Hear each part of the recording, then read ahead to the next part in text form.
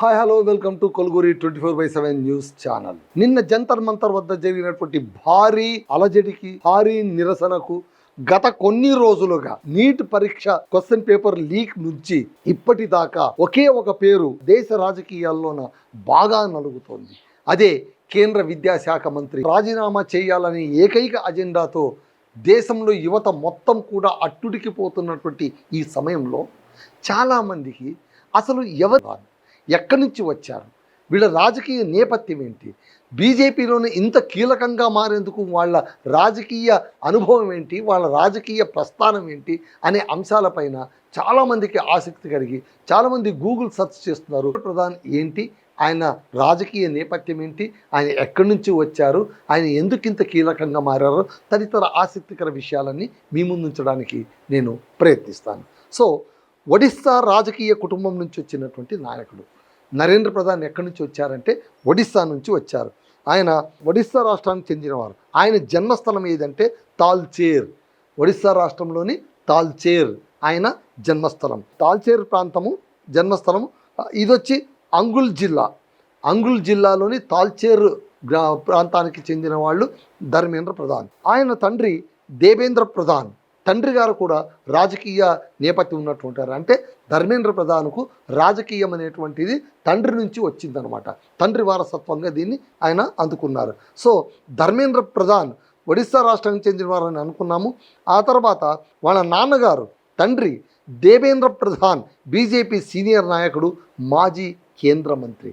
ఈయన BJP senior నాయకుడు, మాజీ కేంద్ర మంత్రి. ఆ వరుసలోనే కుమారుడు కూడా అభివృద్ధి చెంది అదే బీజేపీ పార్టీలో తండ్రిని అనుసరించి ఆయన సిద్ధాంతాలను అనుసరిస్తూ తాను కూడా బీజేపీ నాయకుడిగా క్రమంగా ఎదుగుతూ ఇవాళ ఈ స్థాయికి ఆయన వచ్చారు. విద్యార్థి దశ నుంచే ఆయన రాజకీయ ఎదుగుదల అనేటువంటిది ఎప్పుడో మొదలైంది కాదు. విద్యార్థి దశ నుంచే ఆయన రాజకీయాల పట్ల చాలా ఆకర్షితులయ్యారు.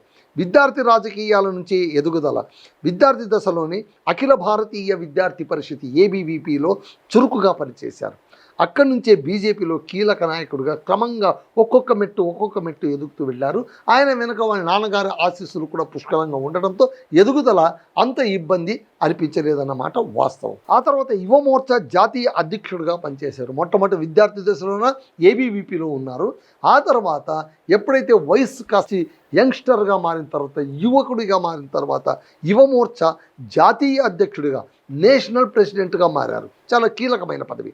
భారతీయ జనతా యువ మోర్చా జాతీయ అధ్యక్షుడిగా పనిచేసి జాతీయ స్థాయిలోనే అప్పట్లోనే ఆయన మంచి గుర్తింపు తెచ్చుకున్నారు. ఆ తర్వాత 2014 నుంచి 2014 నుంచి పెట్రోలియం సహజ వాయువు మంత్రిగా పనిచేశారు.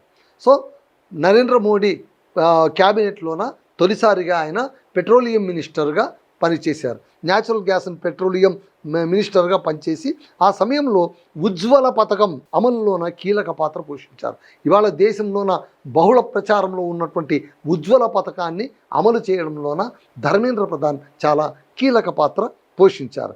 దేశవ్యాప్తంగా కోట్లాది మంది మహిళలకు ఎల్పిజి కనెక్షన్లు అందించే కార్యక్రమానికి కూడా ఈయన నాయకత్వం వహించారు. అంటే పొగచూరేటువంటి కట్టెల పొయ్యి నుంచి భారతదేశ మహిళను తప్పించి ఈ వంటింటిలోన కళ్ళెమ్మడ నుంచి నీళ్లు కారకుండా, పొయ్యితో ఊదకుండా, ఇబ్బంది పడకుండా, కట్టెల పొయ్యితో ఇబ్బంది పడకుండా హాయిగా వంట చేసుకునేటువంటి పరిస్థితి కల్పించింది మాత్రం ఖచ్చితంగా మనం బీజేపీ అని చెప్పాలి. అందులోన ధర్మేంద్ర ప్రధాన్ ఈ వ్యవహారంలో, ఈ పథకం అమలులోన చాలా కీలకంగా వ్యవహరించారు.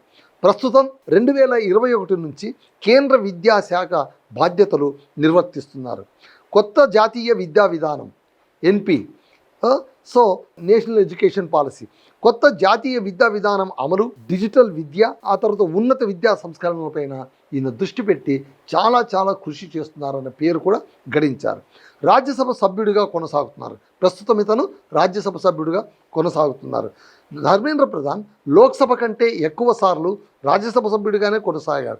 ప్రస్తుతం కూడా పార్లమెంటు కీలక నాయకుల్లోన ధర్మేంద్ర ప్రధాన్ ఒకరు. బీజేపీకి ఒడిస్సాలోన వ్యూహకర్త. అన్నిటికీ మించి తన స్వరాష్ట్రమైనటువంటి ఒడిశాలోన దాదాపు 24 సంవత్సరాల పాటు ముఖ్యమంత్రిగా అక్కడ అధికారాన్ని చేతిలో పట్టుకున్నటువంటి నవీన్ పట్నాయకుని గద్దె దించడంలోన ధర్మేంద్ర ప్రధాన్ చాలా కీలక పాత్ర పోషించారు. సో ఒడిశాలో బీజేపీ విస్తరణలోన ధర్మేంద్ర ప్రధాన్ ప్రధాన వ్యూహకర్తగా గుర్తింపు పొందారు. రాష్ట్రంలో పార్టీ బలపడటానికి ఆయన పాత్ర పూర్తి స్థాయిలో ఉందని బీజేపీ అపారమైన నమ్మకంతో ఉంది. నీట్ వివాదంలో తాజాగా ఏంటంటే 2024 నీట్ యూజీ ప్రశ్నపత్రం లీక్ కావడం, అక్కడి నుంచి కొద్దిగా రాజకీయపరమైనటువంటి ఒత్తిళ్లు, ఇబ్బందులకు ధర్మేంద్ర ప్రధాన్ లోనవుతూ వచ్చారు. అంతవరకు కూడా అప్రతిహతంగా గ్రాఫ్ అలా పైకి వెళ్ళిపోయింది. ఎక్కడ కూడా ఏ ఒడిదొడుకులు లేవు. బీజేపీలోన ఎన్డీఏ సర్కార్లోన ఒక కీలకమైన నేతగా ఎదుగుతూనే వచ్చిన ధర్మేంద్ర ప్రధాన్కు జీవితంలోన మొట్టమొదటిసారిగా ఎదురైనటువంటి ఇబ్బంది ఏది అంటే neat question paper leak.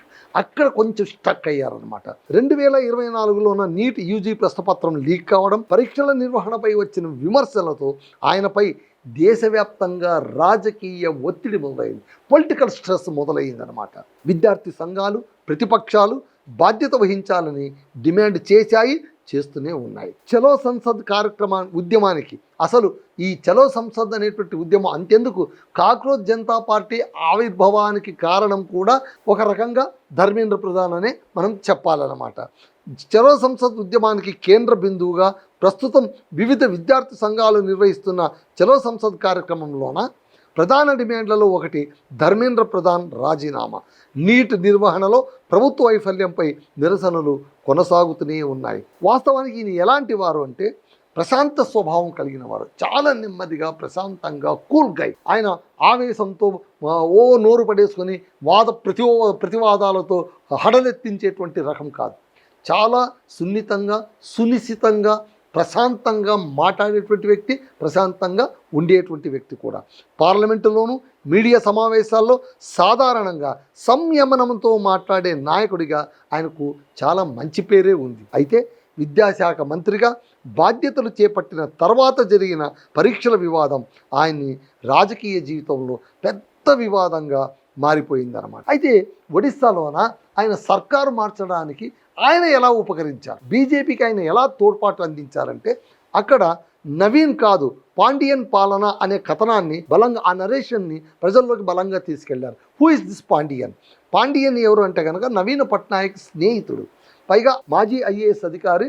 Naveen Patnaik చాలా క్లోజ్ ఫ్రెండ్. పాలన మొత్తం కూడా ఆయన చేతుల్లో వెళ్ళిపోయింది. నవీన్ పట్నాయక్ కీరు బొమ్మలా మారిపోయారు. మనకు పాండియన్ వచ్చి పాలించాలన్నా? మనం ఒడిస్సా వాళ్ళం కదా, ఒడిస్సా ఆత్మగౌరవాన్ని మనం ఎందుకు కాపాడుకోకూడదన్న ఒక అద్భుతమైనటువంటి వ్యూహాత్మకమైనటువంటి కథనంతోన చొచ్చుకు వెళ్ళిపోయారు ఒడిస్సా రాష్ట్రంలోన. ప్రజలందరూ దీన్ని ఆమోదించారు, అవును కదా అని అనుకున్నారు. అక్కడ ధర్మేంద్ర ప్రధాన్ అద్భుతమైన విజయాన్ని సాధించి బీజేపీ చేతుల్లో అధికారం పెట్టారు.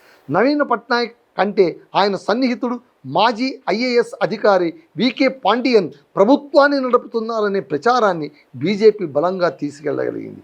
ఒడిస్సాను ఎన్నికైన నాయకులు కాదు, ఒక బ్యూరోక్రాట్ నడుపుతున్నాడు అనే సందేశాన్ని ధర్మేంద్ర ప్రధాన్ సభల్లో పదే వినిపించేవారు. ఒడియా అస్మిత అనేటువంటి నినాదం. ఒడియా అస్మిత మీన్స్ ఒడియా ప్రజల ఆత్మగౌరవం. ఒడియా అస్మితను ఎన్నికల ప్రధాన అస్త్రంగా మార్చగలిగారు.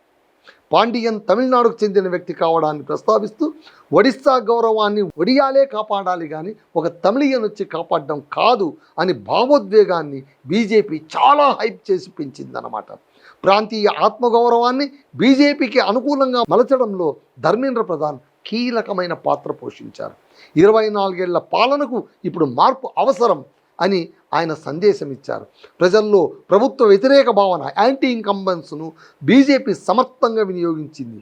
ఇప్పుడు మార్పు సమయం అనే నినాదాన్ని ముందుకు తీసుకెళ్లిన వారే ధర్మేంద్ర ప్రధాన్. అలాగా 24 ఏళ్ల పాలనకు తెరదించి బీజేపీని అధికారంలో తీసుకొచ్చినటువంటి కీలకమైన ఒడిస్సా రాష్ట్ర నేతగా, బీజేపీ నేతగా ధర్మేంద్ర ప్రధాన్కు పార్టీలో కావచ్చు, ఎన్డీఏ సర్కార్లో కావచ్చు చాలా అత్యద్భుతమైనటువంటి కీలకమైనటువంటి స్థానం ఉంది. బహుశా అందుకేనా ఇప్పుడు ధర్మేంద్ర ప్రధాన్ని రాజీనామా చేయించడానికి బీజేపీ సర్కారు వెనక ముందు అడుగులేస్తోందా అన్న వాదన కూడా ఇప్పుడు వినిపిస్తోంది.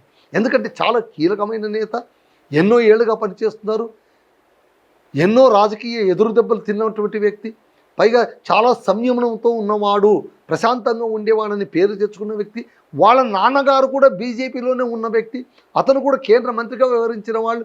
ఇంత హై ప్రొఫైల్ ఉన్నటువంటి ఒక మినిస్ట్రీ పోస్ట్లో ఉన్నటువంటి ఒక తమ రాజకీయ నాయకుడిని చూసి ఎలా మార్చాలి అనేటువంటి ఇబ్బందికరమైన సిచ్యువేషన్ బహుశా ఖచ్చితంగా బీజేపీ ఎదుర్కొంటూ ఉండొచ్చు. మనం ఎందుకు దించలేదు సాధారణంగా అయితే కనుక ఒక పదవి నుంచి ఒకరు తప్పించడం అనేటువంటిది పెద్ద కసరత్తు చేయాల్సిన పని కూడా కాదు. అంతెందుకండి, మనం మంత్రివర్గ విస్తీర్ణంలో పాత మొహాలు వెళ్ళిపోతుంటాయి, కొత్త మొహాలు తెస్తూ ఉంటారు. దానికి కారణం అదే చెప్తారు. ఒకటి, స్టాటిస్టిక్స్ ప్రకారం సర్వే చేయించాం బాబు, నీ పనితీరు సరిగా లేదని చెప్పాలి, లేదా కొత్త వాళ్ళకు కూడా మనం అవకాశం ఇవ్వాలని చెప్పాలి. కారణం ఏదైనా సరే మార్చేయచ్చు, అది పెద్ద ఇబ్బంది కాదు.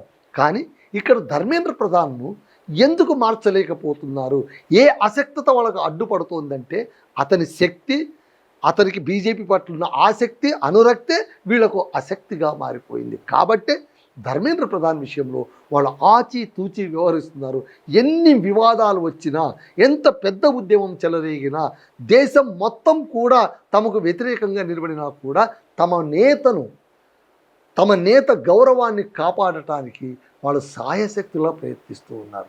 పార్టీ పరంగా చాలా మంచి పనే కావచ్చు, కానీ అట్ ది సేమ్ టైం అపకీర్తిని కూడా మూటగట్టుకోవాల్సి వస్తుంది. ఆ విషయం కూడా మర్చిపోరాదు. ధర్మేంద్ర ప్రధానే ఈ విషయాలన్నీ తెలుసుకొని స్వచ్ఛందంగా నేనే రాజీనామా చేస్తున్నాను అని ఆ రోజే అనేసి ఉండింటే అసలు ఈ గొడవ ఉండేదే కాదు కదండి. ప్రధాని అడగాల అండి మీరు రాజీనామా చేయమని, నైతిక బాధ్యత వహిస్తున్నాను, yes I'm taking that responsibility, ethical responsibility నాది ఉంది కాబట్టి ఇదిగో తీసుకొని నా రాజీనామాని ఇచ్చేస్తే ధర్మేంద్ర ప్రధాన్ ఇంకా ఆకాశం అంతా ఎత్తుకు ఎదిగేవారు. ఏముంది, ఒకసారి పదవి పోతే ఏం ప్రాణం పోతుందా? పోదు కదా. మళ్ళీ ఎన్నికలు వస్తాయి. ఈసారి ఎన్నికల్లో కూడా ఖచ్చితంగా బీజేపీ చాలా పట్టుతో ముందుకు వెళ్ళేటువంటి సందర్భం ఒకటి చేతులు పోగొట్టుకుందా అనే అనుమానాలు కూడా ఇప్పుడు తలెత్తుతున్నాయంటే ఈ వ్యవహారం వల్లే. సో అదండి ధర్మేంద్ర ప్రధాన్ అసలు విషయం. That's all.